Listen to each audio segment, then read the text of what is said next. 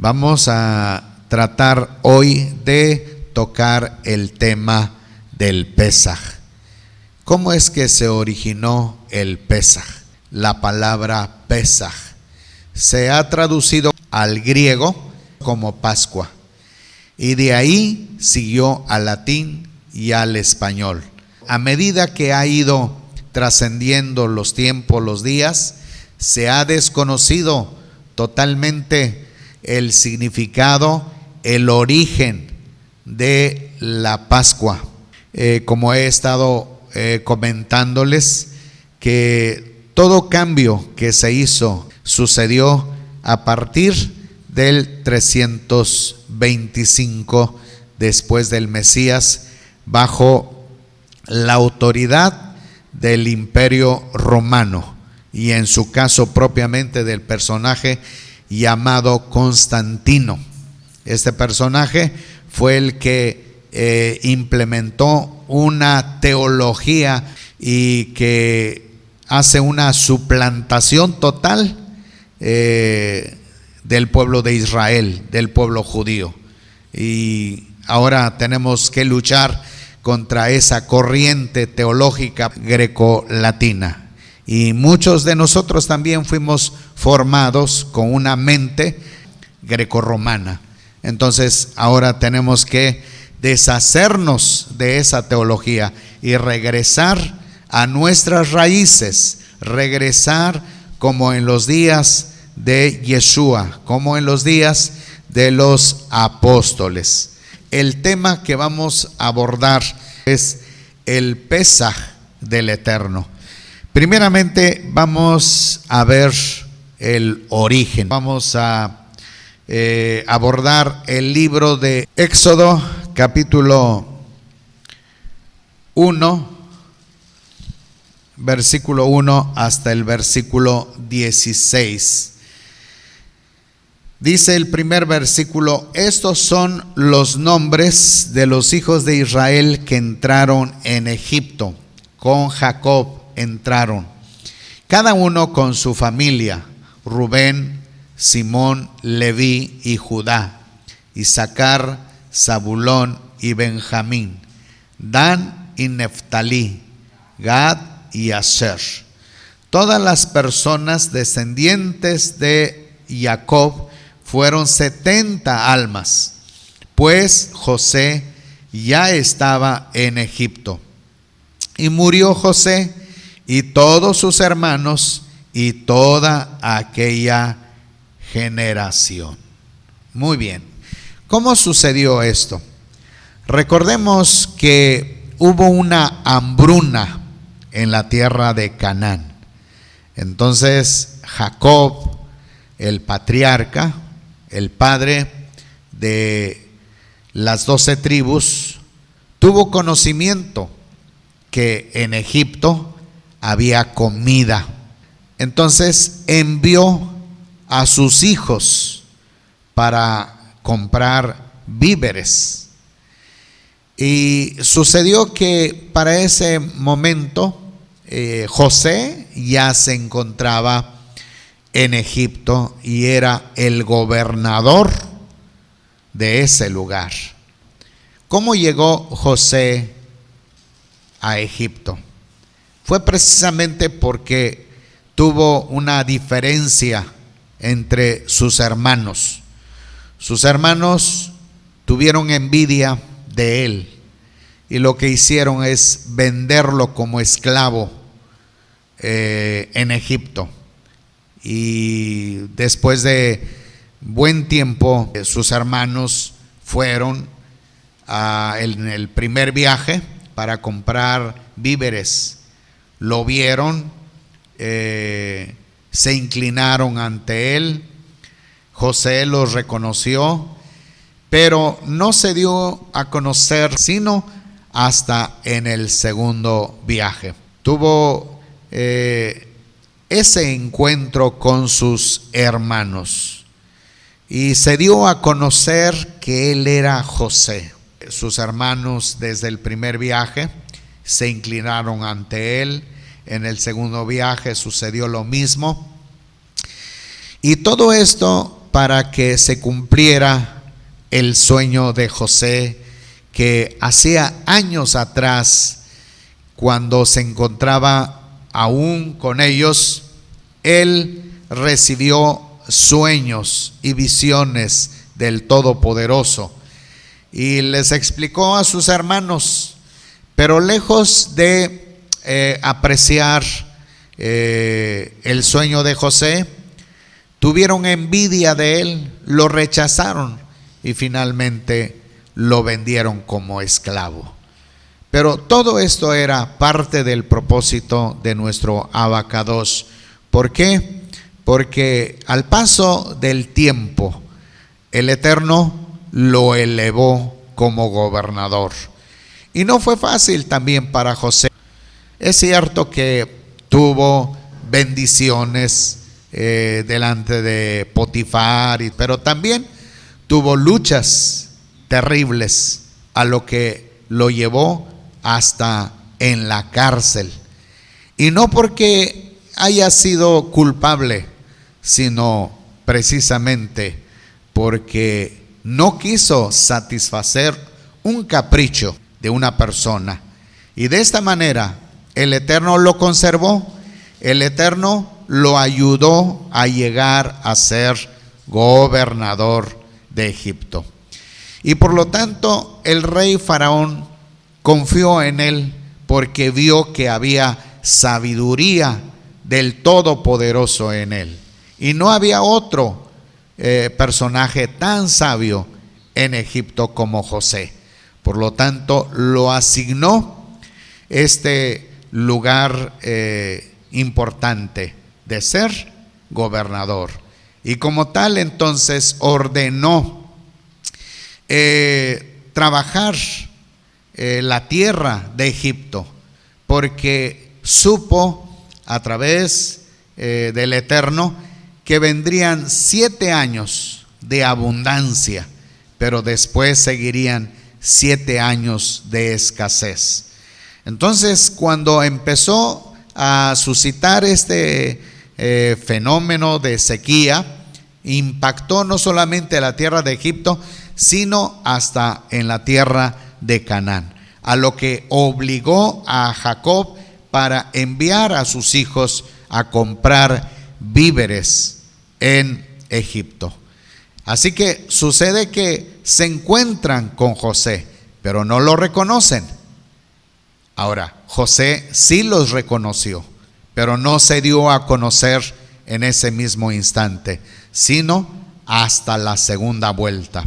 Fue cuando él se dio a conocer. Y finalmente hizo que su padre, sus hermanos, emigraran para radicar en Egipto.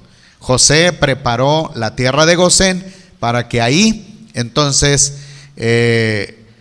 Israel, el anciano y sus hijos vivieran. Esto es lo que entonces nos dice la historia de las Sagradas Escrituras. Pero tenemos ahora algo. Terminó la hambruna y los hijos de Israel siguieron viviendo en Egipto. Ahora, otra cosa que sucedió es que llegó el ciclo final de José. Murió en Egipto. Y bueno, murieron todos. ¿Y qué sucede?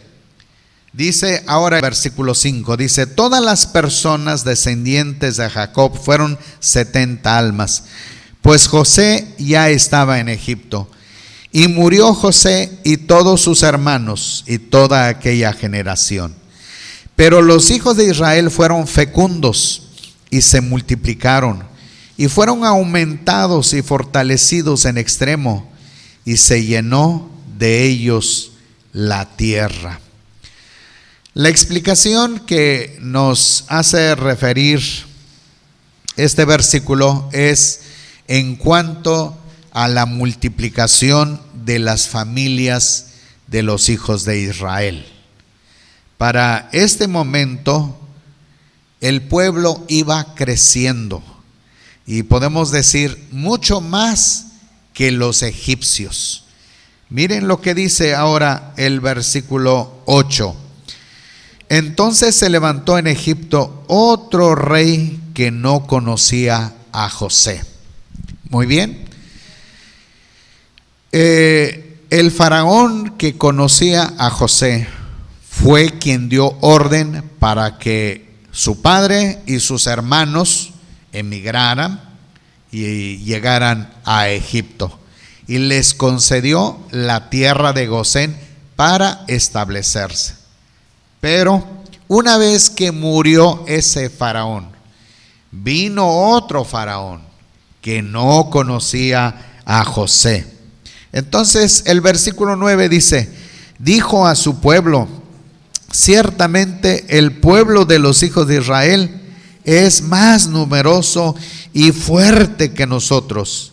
Vamos, procedamos con astucia contra él, no sea que se multiplique y suceda que cuando sobrevenga una guerra, se una también con los que nos aborrecen y luche contra nosotros y se vaya de la tierra. Bueno, aquí encontramos la decisión del nuevo faraón.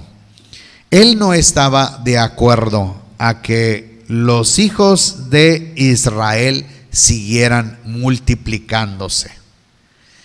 El faraón que no conocía a José tenía miedo porque estaba pensando a futuro de que si dejaban crecer la nación de Israel, podría suceder que algún día ellos mismos se levantaran contra los egipcios, despojándolos de su tierra, de su nación. Entonces, ahora tuvo la decisión.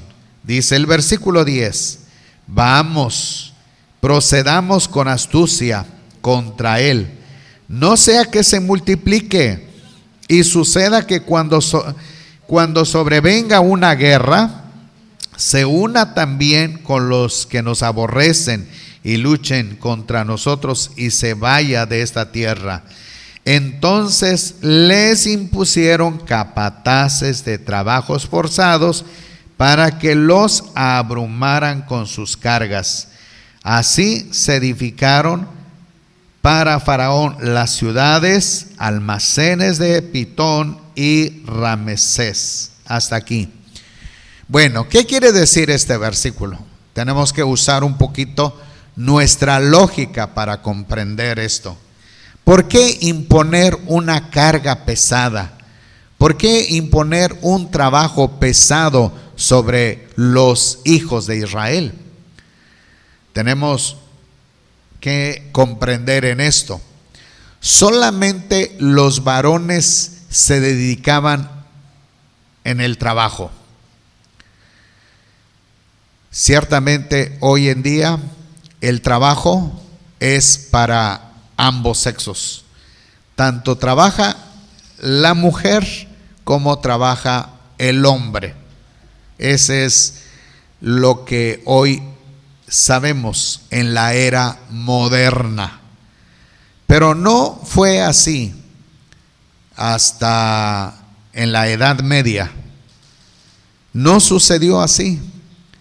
Hasta ese tiempo solamente se dedicaba el hombre en el campo, en el oficio, en la provisión del sustento para la familia. La madre se encargaba para criar a los hijos. Así era en el tiempo antiguo. Entonces, ¿qué es lo que está pretendiendo Faraón? Imponer una carga pesada sobre los hijos de Israel para que al llegar entonces en sus hogares no tuvieran deseo de procrear hijos. Esa es la lógica de este versículo. A eso se refiere, para que ellos llegaran rendidos de cansancio y simplemente optaran por descansar, por dormir, y al siguiente día se levantaran directamente a las labores. Pero vean ustedes lo que sucedió. Dice el versículo 12: pero cuanto más los oprimían, más se multiplicaban y esparcían hasta que llegaron a sentir aversión por los hijos de Israel. Es decir, lo que pensó Faraón no resultó. Cuanto más oprimían a los varones, más veían que se multiplicaban los hijos. Es decir, veían a las mujeres hebreas fértiles, con hijos, muchos hijos. ¿Y qué quiere decir eso? Que hubo una participación del hombre. Entonces Faraón decía: bueno, ¿qué está pasando? Si estamos forzándolos a trabajar tiempo extra, trabajos duros, y sucede que los hijos de Israel se están multiplicando. Bueno, entonces dice ahora el versículo siguiente, 13: los egipcios esclavizaron a los hijos de Israel con tiranía y amargaron su vida con duro trabajo de arcilla y adobes, con toda clase de labores del campo y en toda suerte de trabajos que tuvieron que servir por causa de la opresión. Muy bien, todo esto fue en vano, porque no resultó, no fue efectivo para Faraón. Miren lo que dice el versículo 15: entonces el rey de Egipto habló a las parteras hebreas, una de las cuales se llamaba Cifra, y el nombre de la segunda era Púa, y dijo: cuando asistáis al parto a las hebreas, observad los asientos. Si es hijo, hacedlo morir, y si es hija, que viva. Esta es una decisión extrema de parte de Faraón. Él se vio rendido ante las primeras decisiones. Entonces tomó la determinación de ordenar a las parteras de matar, asesinar a todos los varones que naciesen del pueblo de Israel. Y si eran mujeres, podrían quedar vivas. Esa es una solución terrible. Ahora, vamos a continuar el capítulo 2, versículo 23. Y dice así: después de muchos días sucedió que el rey de Egipto murió, y los hijos de Israel gemían a causa de la esclavitud, y clamaron por causa de la esclavitud. Su clamor subió delante de Elohim. El hecho de ser un pueblo que se multiplicaba, el hecho de ser un pueblo fértil, eso creó enemistad con los egipcios, y pensaban que algún día los hijos de Israel estarían en contra de ellos, y por eso iniciaron los trabajos forzados. Pero como no resultó, fueron entonces aumentando soluciones extremas. Pero la vida tiene un ciclo, y vemos que el faraón que había oprimido a los hebreos murió, pero se levanta otro faraón. Faraón es un título, no es nombre, es un título. Así que tenemos varios faraones. El faraón que conoció José fue benévolo. Es más, conoció al Eterno, al Elohim de José. Pero una vez que murió José, se levanta otro faraón que no conoció al Todopoderoso. Eso fue la razón por qué oprimió a los hijos de Israel. Pero una vez que termina su ciclo de vida, muere, se levanta otro faraón. Y la situación va en aumento. Pero tenemos algo aquí importante de parte de los hijos de Israel. Dice el versículo: los hijos de Israel gemían a causa de la esclavitud y clamaron. Es decir, invocaron al Todopoderoso. Y por causa de la esclavitud, su clamor subió delante de Elohim. Quiere decir que los hijos de Israel fueron persistentes. Día y noche constantemente invocaban a Alaba, pidiéndole liberación, pidiéndole que permitiera la salvación, la libertad, la redención para todo el pueblo de Israel. Y miren lo que dice el versículo: su clamor subió delante de Elohim. Es decir, tuvieron éxito. El Eterno los escuchó. Y ahora sigue diciendo el versículo: y miró Elohim a los hijos de Israel, y Elohim los reconoció. Él sabía que eran los descendientes de Abraham, de Isaac y de Jacob. A eso se refiere. Ahora pues pasamos al capítulo 3.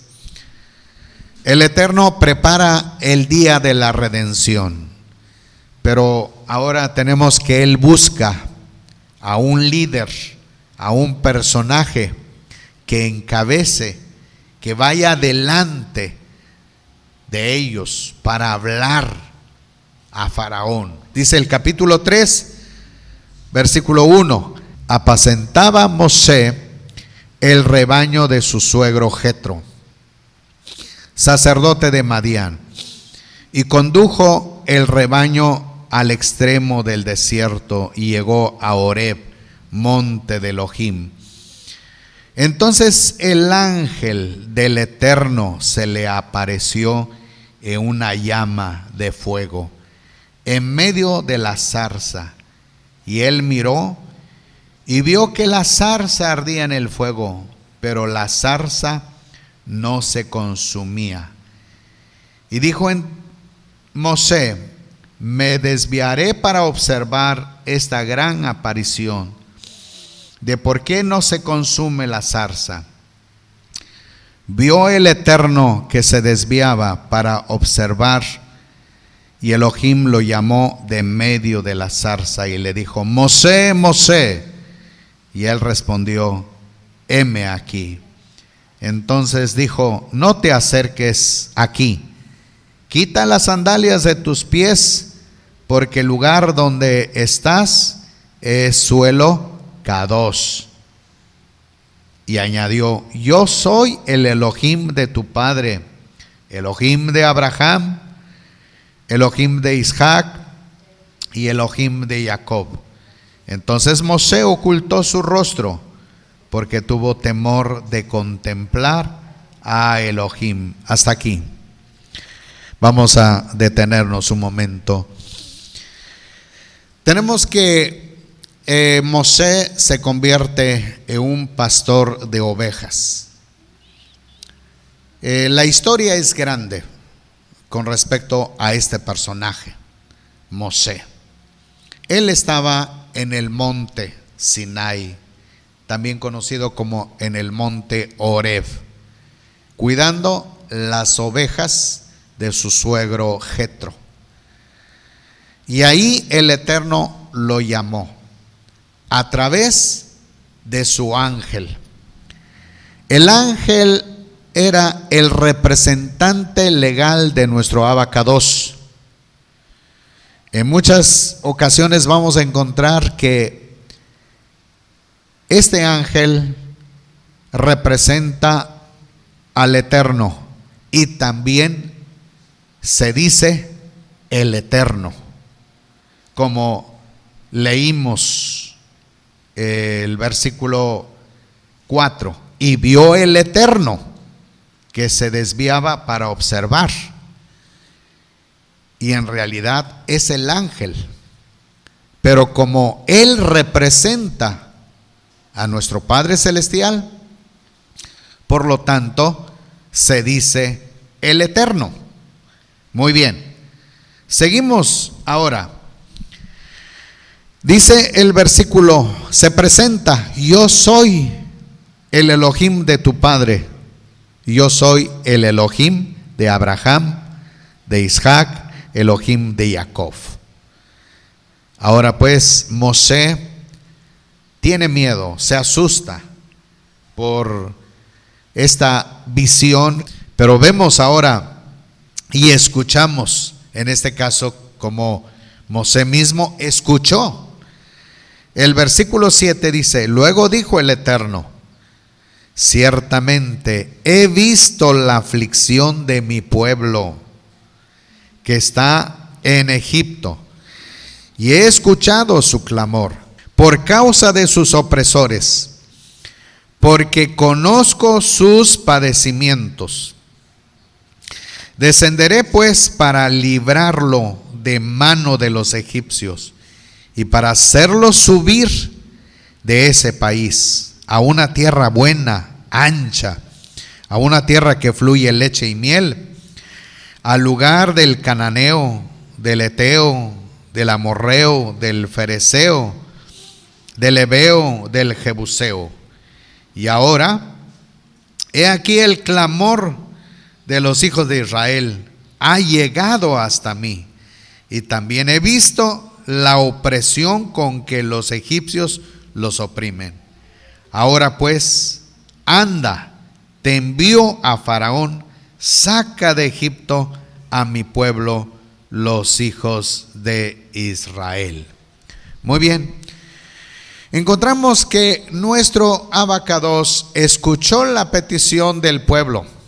Recordemos que muchos años hace que estaban sujetos a una dura carga de servidumbre y habían clamado al Todopoderoso, habían hablado a nuestro Abacados para que los liberara, y en este momento el Eterno se dispone a llevar a cabo su propósito de liberación, y entonces elige a Mosé, un hombre aproximadamente de 80 años, para ser el líder, para encabezar la liberación, llegar primeramente a Faraón, para proponerle de que es necesario que el pueblo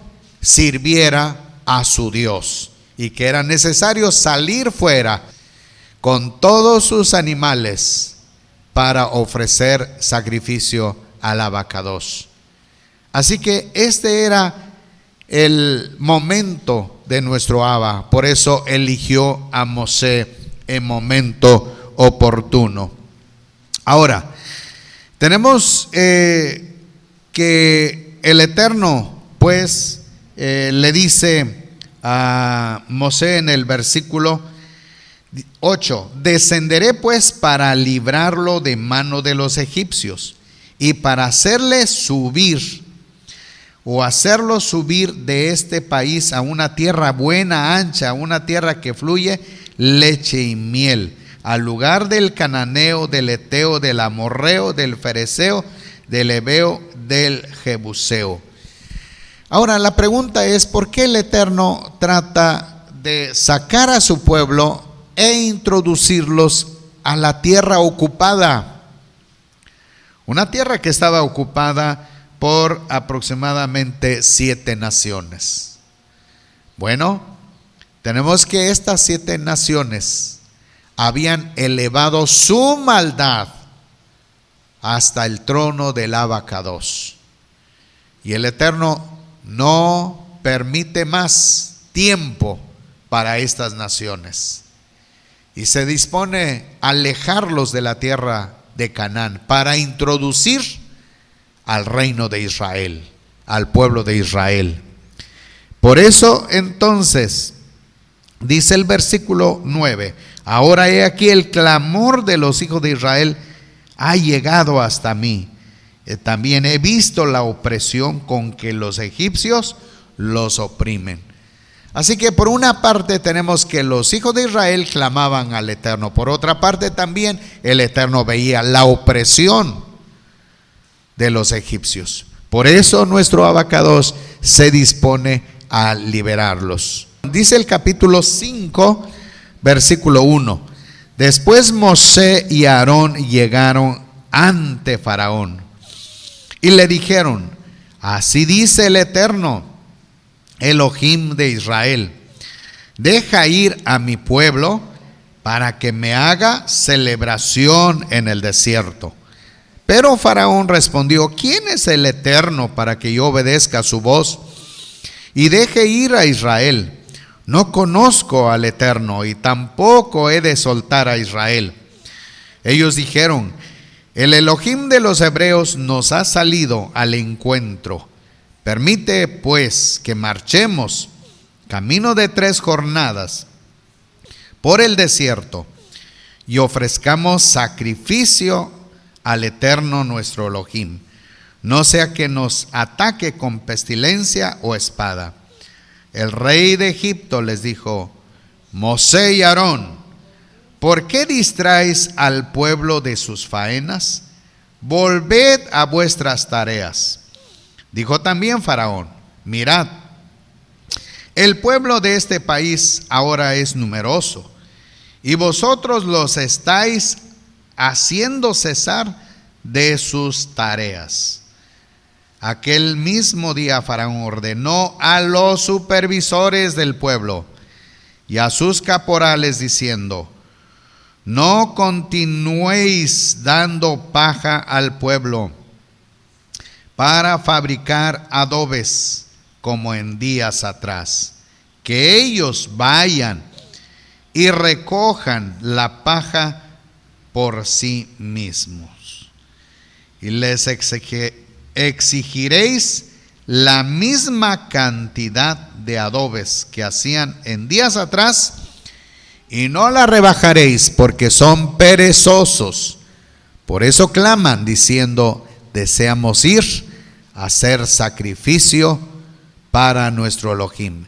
Agrávese la labor a esa gente y que se ocupen en ella y no atiendan a palabras mentirosas.